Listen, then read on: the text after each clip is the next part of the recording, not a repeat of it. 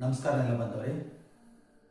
ಯಾವುದೇ ಒಂದು ಕಟ್ಟಡ ಸುಭದ್ರವಾಗಿರಬೇಕು ಅಂತಂದರೆ ತಳಪಾಯ ತುಂಬ ಭದ್ರವಾಗಿರಬೇಕು.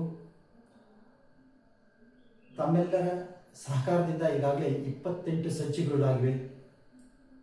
ಸುಮಾರು 2500 ಸಬ್ಸ್ಕ್ರೈಬ್ ಆಗಿದ್ದಾರೆ. ಸುಮಾರು 4,80,000 ವ್ಯೂಸ್ ಆಗಿದೆ. ಇವೆಲ್ಲ ತಮ್ಮಿಂದ ಸಾಧ್ಯ. ತಮ್ಮೆಲ್ಲರಿಗೂ ಧನ್ಯವಾದಗಳು.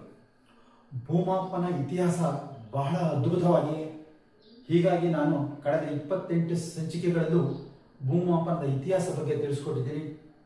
ನಾನಿನ್ನು ಕಾಲದಾರಿ ಬಗ್ಗೆ, ಬಂಡಿದಾರಿ ಬಗ್ಗೆ, ಹಳ್ಳದ ಬಗ್ಗೆ, ಓಣಿ ಬಗ್ಗೆ, ಕೊರಟ್ಲ ಬಗ್ಗೆ, ಕಲ್ಮಟ್ಟಿ ಬಗ್ಗೆ, ನದಿ ಬಗ್ಗೆ, ಬಾವಿ ಬಗ್ಗೆ, ಕುಂಟೆ ಬಗ್ಗೆ, ಗುಡ್ಡದ ಬಗ್ಗೆ, ತೂಗು ಬಗ್ಗೆ, ಸ್ಮಶಾನದ ಬಗ್ಗೆ, ದೇವಸ್ಥಾನದ ಬಗ್ಗೆ, ಮಸೀದಿ ಬಗ್ಗೆ, ಚರ್ಚ್ ಬಗ್ಗೆ, ಹುಲ್ಲುಗಾವಲ ಬಗ್ಗೆ, ಗೋಮಾಳದ ಬಗ್ಗೆ, ಇನ್ನೂ ನೂರಾರು ಖರಾಬುಗಳಿವೆ. ಹಾಗೂ ಮೂಲ ದಾಖಲೆಗಳಾದ ಟಿಪ್ಪಣಿ, ಪಕ್ಕ ಪುಸ್ತಕ, ಆಕಾರ ಬಂದ್, ಕಮ್ಮಿ ಜಾಸ್ತಿ ಪತ್ರಿಕೆ, ಇಸಾ ಟಿಪ್ಪಣಿ, ಅಟ್ಲಾಸ್, ನಮೂನೆ 10, ಕೆರೆ ನೀರಿನ ಬಗ್ಗೆ, ಮಜ್ಕೂರು, ಪೋಡಿ ತತ್ತೆ, ಪೋಡಿ ನಕ್ಷೆ, ಕಂದಾಯ ನಕ್ಷೆ, ಆಕಾರ ಬಂದ್, ಇನ್ನಿತರ ಮೂಲ ದಾಖಲೆಗಳ ಬಗ್ಗೆ ನಾನು ತಿಳಿಸ್ಕೊಡ್ಬೇಕಾಗಿತ್ತು.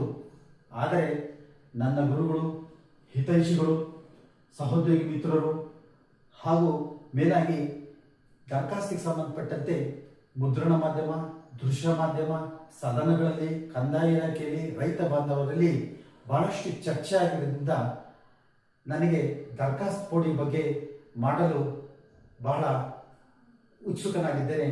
ಆದ್ದರಿಂದ ತಾವು ಕ್ಷಮಿಸಬೇಕು.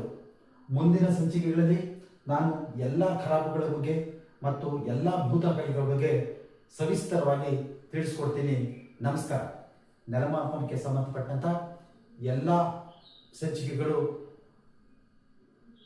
ಯೂಟ್ಯೂಬ್, ಫೇಸ್ಬುಕ್, ಇನ್ಸ್ಟಾಗ್ರಾಮ್ ಹಾಗೂ ಥ್ರೆಡ್ನಲ್ಲಿ ಲಭ್ಯವಿದ್ದು ತಾವು ನೆಲಮಾಪನ ಅಂತ ಟೈಪ್ ಮಾಡಿ ಸಬ್ಸ್ಕ್ರೈಬ್ ಆಗಿ ವೀಕ್ಷಿಸಬಹುದಾಗಿದೆ.